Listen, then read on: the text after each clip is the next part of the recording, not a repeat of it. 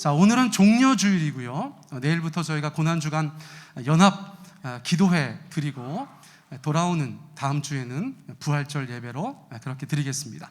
자, 오늘 종려주일 예배 설교 사망에서 생명으로라는 제목으로 요한복음 말씀 함께 나누겠습니다.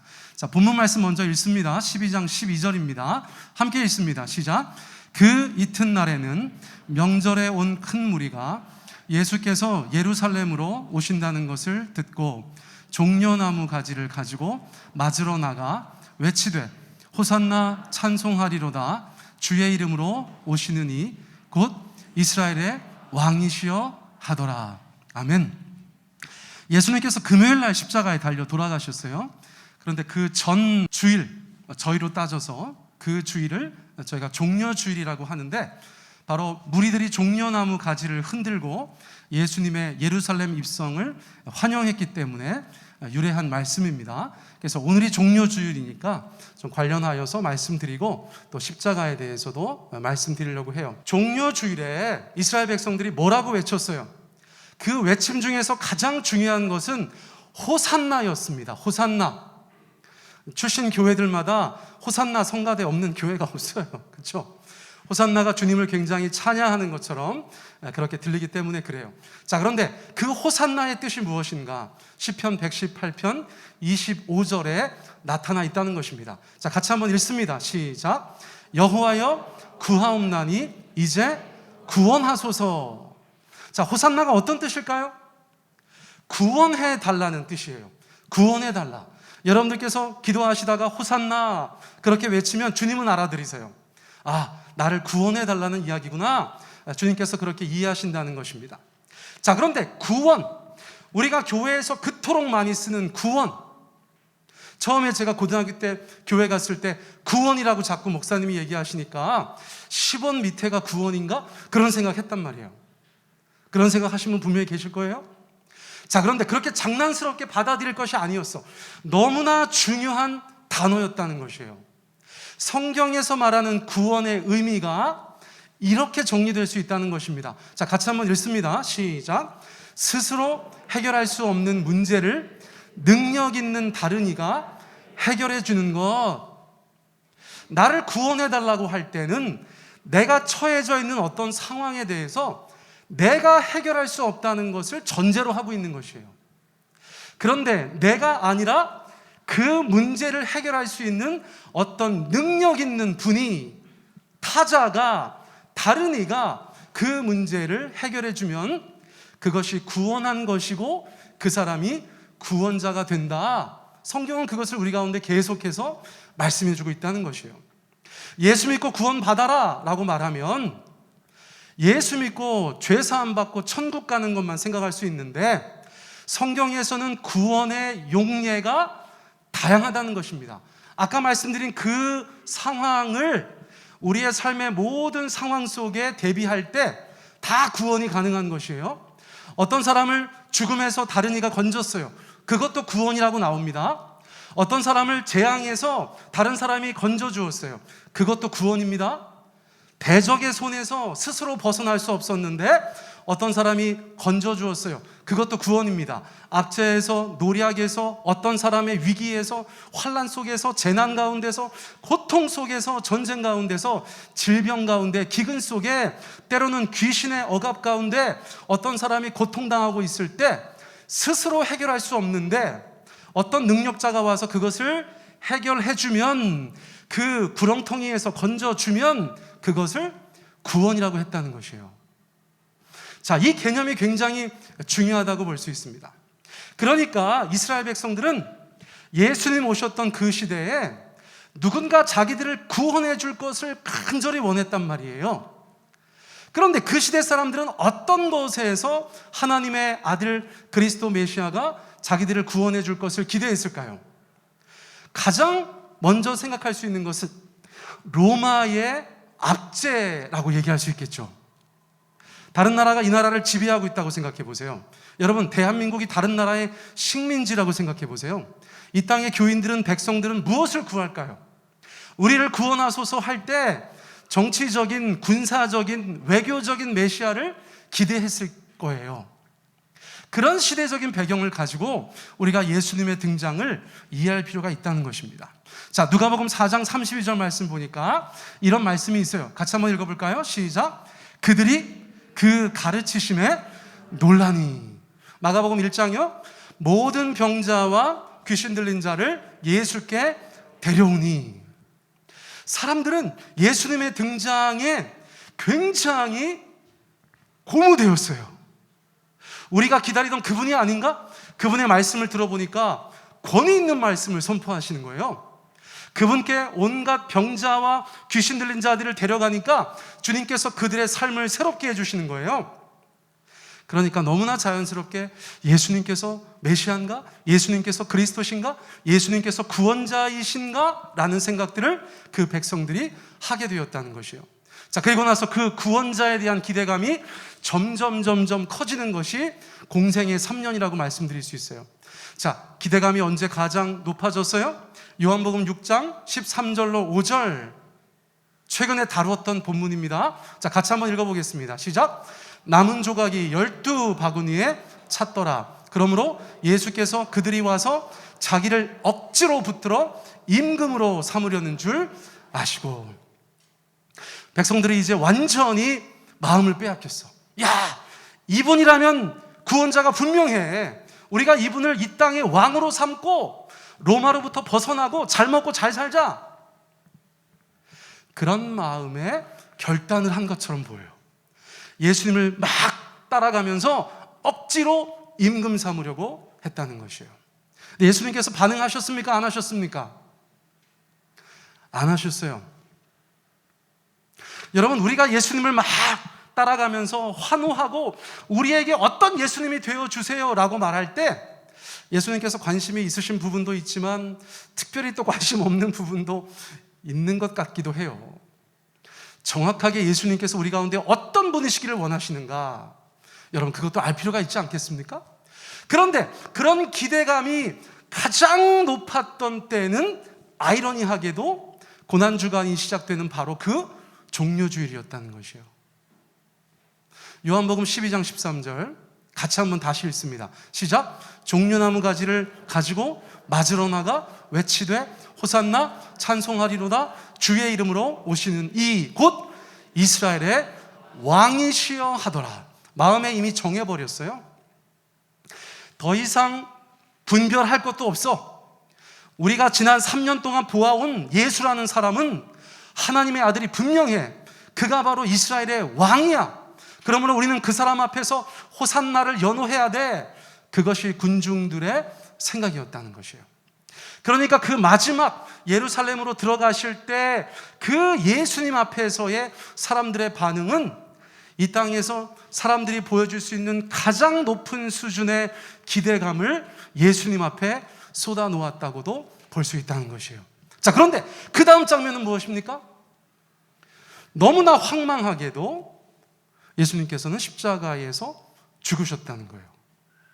물론 월화수목금 그 시간이 있지만 이스라엘에서 많은 사람들이 기대감을 높여왔고 최고조에 다다라 있었던 그 기대감, 예수가 우리의 구원자라는 기대감이 그 금요일 낮에 산산조각 났다는 거예요.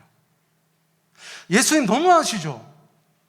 사람들의 그 기대감을 조금 더 충족시켜주지 않으셨어요. 그들의 기대감을 땅바닥에 내팽겨지신 것처럼 느껴졌어요. 어쩌면 그래서 사람들이 더 야유했는지 모르겠어요. 그래서 더 비난했는지 모르겠어요. 더 욕했는지 모르겠어요. 기대가 크니까 실망도 컸던 거예요. 그런데 우리가 그 예수님의 십자가를 바라보면서 예수님께서 정말 우리 가운데 원하셨던 구원은 무엇인가를 반드시 생각해야 된다는 것입니다. 이스라엘 백성들은 이것도 저것도 그들 마음속에 생각했던 많은 구원의 그림들이 있었던 것이에요.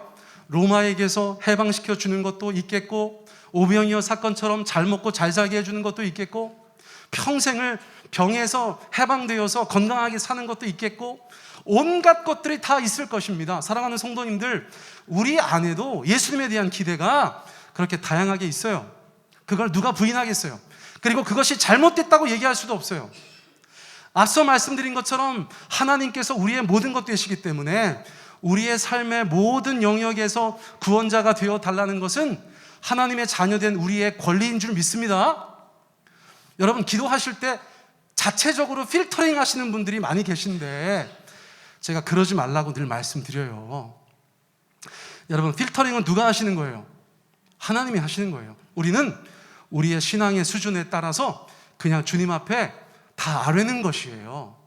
우리의 자녀들이 방문 열고 들어갔더니 막 고민하고 있어. 엄마 아빠한테 이거는 얘기해야 되나 안 해야 되나를 가지고 고민하고 있다면 얼마나 웃기겠어요. 그렇죠? 얘기하면 엄마 아빠가 판단하는 거죠.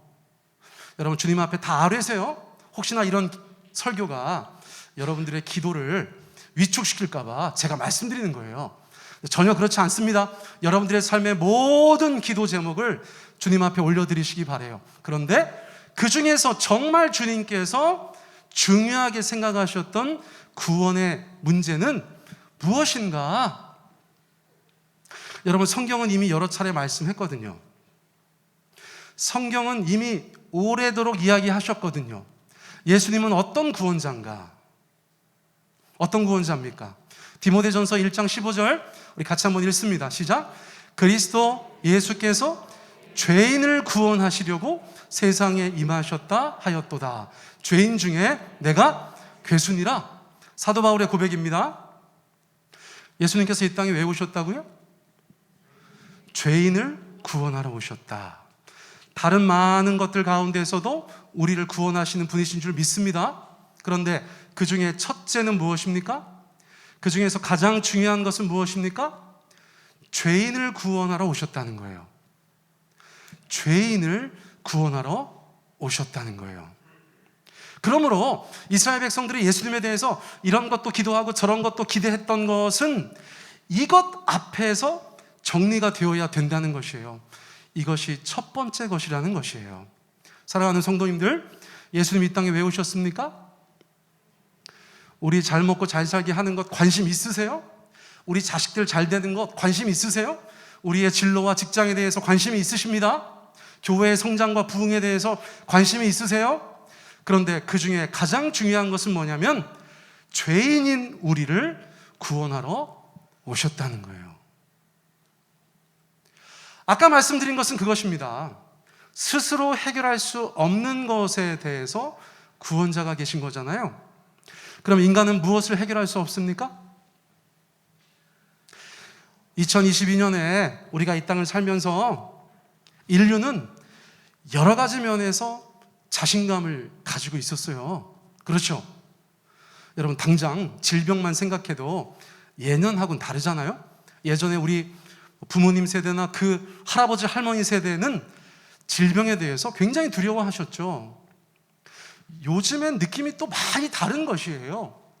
인간은 스스로 과학을 발달시키고 의학을 발달시키면서 이 땅에서 우리가 무엇인가 다 해결할 수 있다고 생각하였어요. 그런 것들이 가장 팽배했던 때가 신학적으로 보면 1차 세계대전 직전이라고 해요. 제가 막 그렇게 학문적인 건 잘 모르지만 여러분, 그때는 지금보다 훨씬 더 많은 면에서 부족했지만 인간들이 무엇인가를 자꾸 해나가니까 인간들에 대한 자부심이 대단했다는 것입니다. 그런데 1차 세계대전이 터지고 곧 이어서 2차 세계대전이 터지고 인간들이 어떤 생각을 했어요? 야, 사람이 정말 무지막지한 존재들이구나. 스스로 해결할 수 없는 것이 너무나 많구나. 참담하구나. 인간을 신뢰할 수 없구나. 인간은 우리 스스로가 구원자가 될 수 없구나. 그런 것들을 막 깨달았다는 것이에요. 잊을만 하니까 코로나가 찾아왔어요. 여러분, 코로나에 대해서 여러 가지로 해석할 수 있지만 코로나 앞에서 어떤 마음을 가지세요? 무기력감이 조금 있죠. 스스로 우리가 어떻게 할 수 없는 그 대상을 만났을 때 인간은 겸손해질 수밖에 없는 것 같아요. 여러분, 그런데 그 중에서 가장 인간에게 해결할 수 없는 것은 바로 죽음이라는 것이에요. 히브리서 9장 27절 말씀, 너무나 잘 알려져 있는 말씀입니다. 우리 같이 한번 읽습니다. 시작. 한 번 죽는 것은 정해진 것이요 그 후에는 심판이 있으리니. 한 번 죽는 것은 정해진 것이다. 누가 정하셨어요? 하나님께서 정하신 것이죠. 적어도 하나님을 떠나서 죄 가운데 거하는 인간들은 죽는 존재가 되었다는 것이에요. 언제 태어났는지 중요하지 않아요. 태어나는 것은 순서가 있지만 죽는 것은 순서가 없다고 하잖아요. 여러분, 모든 사람들이 죽음을 맛보게 되는 것입니다. 경제적인 것, 건강의 문제, 기타 관계의 문제, 여러 가지 문제들 속에서 우리가 힘들고 어려워하지만 그 중에서 손도댈 수 없는 것은 바로 죽음의 문제라는 것이에요. 그런데 왜 죄가 우리 가운데 역사하게 되었는가? 왜 죽음이 우리 가운데 들어오게 되었는가? 로마서 5장 12절 말씀입니다. 여러분 읽어보세요. 시작. 모든 사람이 죄를 지었으므로 사망이 모든 사람에게 이르렀느니라. 여러분, 이것은 성경의 말씀이에요. 누가 우리한테 찾아와서 야, 왜 죄 때문에 우리가 죽어야 돼? 라고 물으면 우리는 성경의 근거에서밖에 말할 수 없어요. 믿음의 영역에서밖에 말할 수가 없어요. 죄 때문에 죽음이 들어왔다는 것을 세상 어디에서도 말하지 않기 때문에 그래요. 그런데 하나님의 말씀인 성경에서만 유독 이상한 얘기를 하는 거예요. 너네가 다 죽게 된 것은 죄 때문이다, 그렇게 말씀하고 있어요. 그리고 이것을 믿어라 라고 성경이 우리 가운데 말씀하고 있다는 것이에요. 자, 이제는 우리의 믿음의 영역인 것입니다. 사랑하는 성도님들, 우리가 성경을 하나님의 말씀으로 믿습니다. 아멘. 그런데 하나님의 말씀이 우리 가운데 무엇이라고 말하는가? 모든 사람은 자기 죄 때문에 죽는다는 거예요. 모든 사람은 자기의 죄 때문에 죽는다는 것이에요. 교회에서 죄인 하는 것을 너무나 못마땅히 하는 분들도 계세요. 그런데 여러분, 정말 하나님 앞에서 우리 자신을 돌아보면 우리가 죄인인 것을 고백하지 않을 수가 없습니다. 저도 23살 어느 수련회 그 밤에 주님께서 제가 죄인인 것을 보여주셨을 때 자리에 앉아 있을 수가 없어서, 여러분, 그 여름밤에 시골 운동장에서 떼굴떼굴 구르면서 하나님 앞에 저의 죄를 회개했던 기억을 여러 차례 말씀드렸어요. 주님께서 우리 가운데 죄인인 것을 보여주지 않으시면 볼 수 없어요. 그런데 주님께서 우리 가운데 죄인인 것을 보여주시면 누구도 죄인인 것을 인정하지 않을 수가 없다는 것을 알게 되었습니다. 자, 이 말씀을 기억하세요. 이 말씀을 믿으세요. 우리가 왜 죽는 자가 되었는가? 모든 사람이 죄를 지었기 때문이다 라는 것이에요. 자, 그래서 보세요.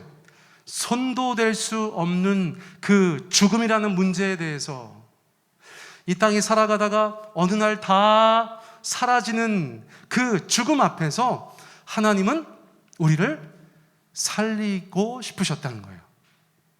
자, 요한복음 3장 16절 다 아는 말씀이에요. 같이 읽습니다. 시작. 하나님이 세상을 이처럼 사랑하사 독생자를 주셨으니 이는 그를 믿는 자마다 멸망하지 않고 영생을 얻게 하려 하심이라.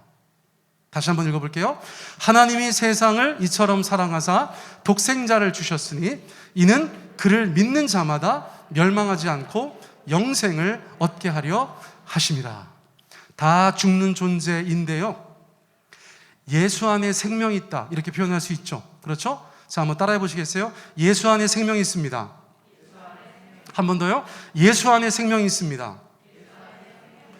예수님을 믿는 자는 멸망하지 않는다는 것이에요. 이 땅에서 죽음을 맛볼지언정 존재가 사라지지 않고 주님 앞에서 영생을 누리는 복된 존재가 된다는 것이에요. 그것을 위해서 하나님께서는 독생자 예수님을 우리 가운데 보내주셨고, 보내주신 것에서 그치지 않고 십자가를 지게 하셨다는 것이에요. 하나님의 방법입니다. 하나님의 방법이에요. 피 흘림이 없이는 죄사함이 없습니다. 어떤 사람의 죄에 대해서 누군가 생명으로 갚지 않으면 사함이 없습니다. 그러므로 하나님께서는 독생자 예수님의 피, 그분의 생명을 통해서 인류의 죄를 해결하려 하셨다는 거예요. 죄 때문에 죽음이 들어왔으니까 죄의 문제를 해결함으로 죽는 존재가 영생하는 존재가 되도록 하셨다는 것입니다. 그래서 예수님께서 십자가 지셨다는 말씀을 드리는 거예요. 이사야서 53장 5절 말씀 우리 같이 한번 읽습니다. 시작. 그가 찔림은 우리의 허물 때문이요 그가 상함은 우리의 죄악 때문이라. 그가 징계를 받음으로 우리가 평화를, 그가 채찍에 맞음으로 우리는 나음을. 여러분, 제가 앞에 거 할 테니까 여러분들이 뒤에 거 한번 읽어보세요. 그가 찔림은, 그가 상함은, 그가 징계를 받음으로, 그가 채찍에 맞음으로. 여러분, 예수님의 십자가는 예수님 때문에 지신 게 아니에요. 그분의 죄, 그분의 허물, 그분의 죄악, 그분의 평화와 그분의 온전케 됨을 위해서 지신 것이 아니라는 것이에요. 다 우리 때문이라는 것이에요. 여기 앉아 계신 한 분 한 분, 바로 여러분들 때문에 예수님께서 지난주에 말씀드렸던 그 두 종류의 고통을 온 몸과 마음으로 감당하시고 우리에게 살 길을 열어주셨다는 것입니다. 우리 위한 십자가라는 것이 가장 중요한 것이에요. 그런데 여러분, 이것은 너무나 중요합니다. 히브리서 10장 12절 우리 같이 한번 읽습니다. 시작. 그리스도께서는 죄를 사하시려고 단 한 번에 영원히 유효한 제사를 드리신 뒤에 하나님 오른편에 앉으셨습니다. 자, 죄값은 피로 하는 것이에요. 죄값은 생명으로 치르는 것이에요. 이것이 하나님의 법칙입니다. 그런데 인간의 죄를 위해서 하나님은 구약시대에는 어떻게 하셨어요? 비둘기를 잡거나 염소를 잡거나 양을 잡거나 소를 잡도록 하셨죠. 한 사람 한 사람에게 해당되는 그 죄값을 그 짐승들에게 전가하였었다는 것이에요. 인류가 이렇게 많아졌어. 여러분, 우리의 죄값을 짐승들이 대신하려고 하면 얼마나 끔찍합니까? 그런데 하나님께서 십자가의 길을 여셨어요. 자, 이것이 중요한 거예요. 단 한 번에 영원히 유효한 제사를 드려주셨다는 것입니다. 하나님의 아들이 그분의 보혈을 흘리셨어요. 하나님의 아들이 세상에서 가장 귀한 생명을 우리를 위해 주셨어요. 이 효력은 단 한 번에 영원히 유효한 것이다 라고 성경이 말씀하고 있는 것이에요. 우리의 죄를 위해서 대신 죽을 사람이 이제는 필요가 없어요. 우리의 죄 때문에 대신 죽어야 되는 짐승이 더 이상 필요가 없다는 것입니다. 예수님께서 우리를 위해서 단 한 번의 십자가 제사를 드리셨지만 그것이야말로 영원히 유효한 제사가 되었기 때문이라는 것이에요. 그러므로 오늘날도 아무리 세월이 지나가도 그 예수님께서 십자가에서 나의 죄를 위해서 대신 돌아가셨다는 것을 믿는 자들에게는 요한복음 3장 16절의 말씀처럼 영생을 주시는 것이다. 이것이 하나님께서 우리 가운데 계속해서 말씀하시는 복음의 신비가 되는 것입니다. 로마서 10장 9절 말씀 같이 읽기 원합니다. 같이 읽습니다. 시작. 네가 만일 내 입으로 예수를 주로 시인하며 또 하나님께서 그를 죽은 자 가운데서 살리신 것을 내 마음에 믿으면 구원을 받으리라. 아멘. 여러분, 자신에게 다시 한번 읽어볼까요? 자신에게 시작. 내가 만일 내 입으로 예수를 주로 시인하며 또 하나님께서 그를 죽은 자 가운데서 살리신 것을 내 마음에 믿으면 구원을 받으리라. 하나님이 우리 가운데 제시하신 영생의 방법이라는 것이에요. 생명을 얻는 방법이라는 것이에요. 여러분, 이것이 오늘날 우리가 받은 교육에, 우리가 생각하는 우리의 생각에 걸맞습니까? 이상합니까? 이상하죠? 그런데 성경에서는 그런 이야기가 굉장히 많이 등장해요. 제가 나중에 또 기회가 닿으면 예전에 했던 설교 다시 한번 말씀드리겠지만, 여러분, 광야에서 들렸던 구리뱀을 생각해 보세요. 모세가 들었던 구리뱀을 생각해 보세요. 구리뱀하고 뱀에 물린 것하고 아무 상관이 없어요. 근데 하나님께서 뭐라고 방법을 제시하셨어요? 불뱀에 물린 자가 구리뱀을 쳐다보면 살 것이다. 이 말씀 앞에서 구리뱀을 쳐다본 자들은 살았고 구리뱀을 안 쳐다본 사람들은 죽었다는 것입니다. 나아만 장군 기억나시죠? 온몸에 나병이 났어요. 엘리사가 뭐라고 합니까? 요단강에 가서 7번 씻어라 그랬어요. 그 말을 안 듣고 너무나 싫어서 돌아갈 때는 나병이 사라지지 않았어요. 그런데 그 부하들의 이야기를 듣고 나아만 장군이 다시 요단강에 들어가서 7번 몸을 씻었을 때는 그 몸이 깨끗해졌다는 것이에요. 출애굽 때는 어떤 일이 있었습니까? 여러분, 어린 양의 피를 바른 집은 죽음의 천사가 지나갔어요. 어린 양의 피를 바르지 않은 집은 죽음의 천사가 들어갔어요. 이 모든 사건들의 공통점은 무엇인가? 하나님께서 제시하신 방법대로 믿은 자들은 하나님께서 말씀하신 복을 받았고 생명을 얻었고 나음을 얻었고, 주님의 말씀 가운데 불신하고 반응하지 않고 행동하지 않았던 자들은 주님께서 말씀하신 그 놀라운 열매를 보지 못했다는 것이에요. 구약에서 계속해서 그런 사건들을 통해서 우리 가운데 주님께서 가르치려고 하셨던 것은 무엇인가? 정말 하나님의 아들 구원자 예수님께서 십자가에 달리셨을 때 모든 사람들이 왜 우리가 예수님을 믿으면 구원을 받습니까? 라고 질문할 때 성경에 앞서 등장했던 많은 사건들처럼 그것을 믿는 자들에게는 영생을 주시고 그것을 믿지 않는 자들에게는 영생이 없다는 것을 교육하려고 하신 것이 아닌가, 그런 생각을 자연스럽게 할 수밖에 없다는 것이에요. 사랑하는 성도님들, 여러분들의 자발적인 고백으로 예수님을 주님으로 시인하시기를 축복합니다.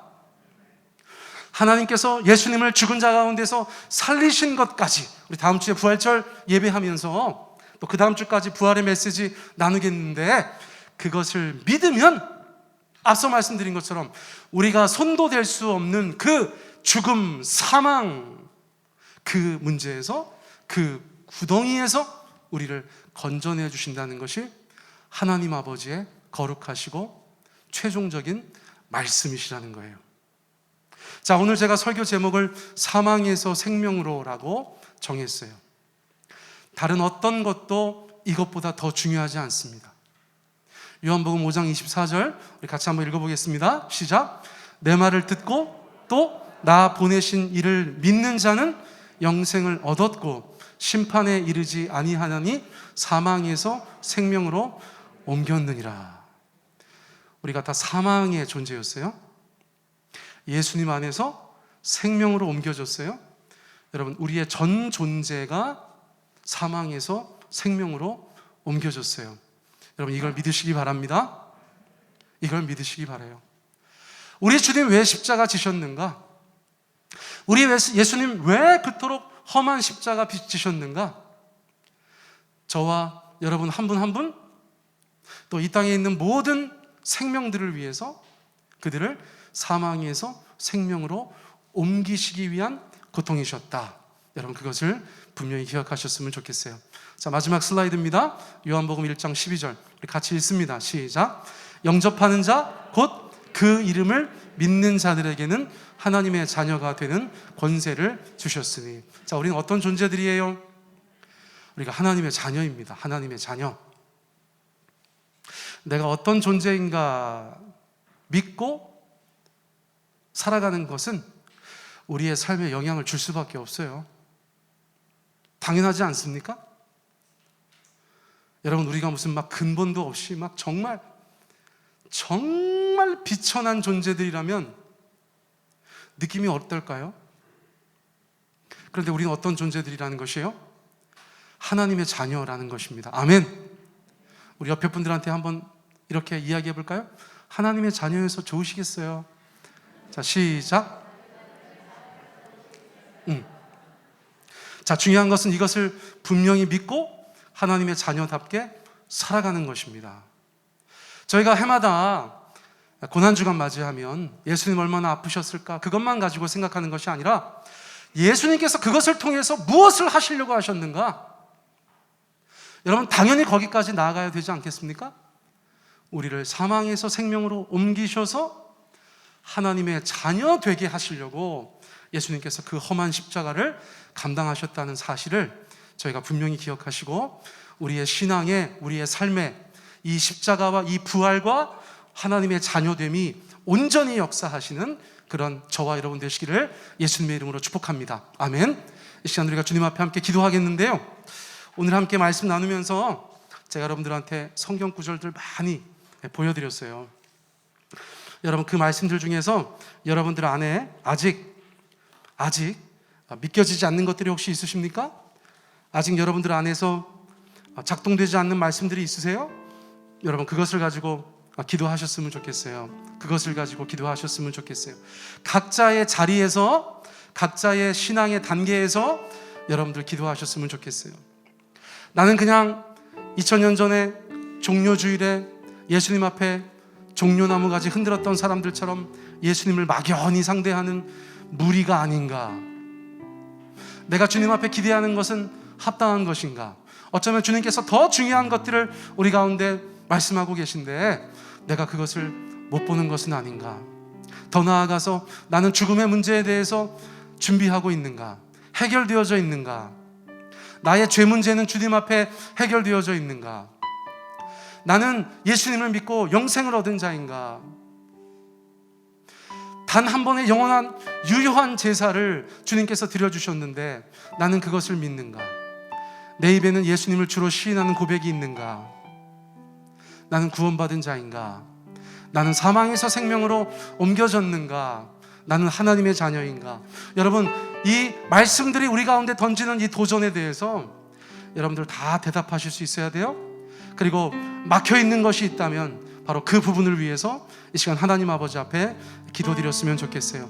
믿음은 주님이 주셔야 되니까요. 믿음은 주님이 주시는 거죠. 이 시간 우리가 주님 앞에 하나님, 2022년 이 종려주일 고난주간 시작하면서 주님 앞에 십자가의 은혜와 그 부활의 생명을 더 믿는 자가 되게 하여 주십시오. 온전히 믿는 자가 되게 하여 주십시오. 우리 주님 앞에 함께 기도하며 나아가겠습니다. 사랑해 주님, 감사합니다. 오늘 이 시간에 저희들 가운데 말씀하신 것들을 기억합니다. 하나님 아버지, 사랑하는 세종 배단위교회 모든 성도들 가운데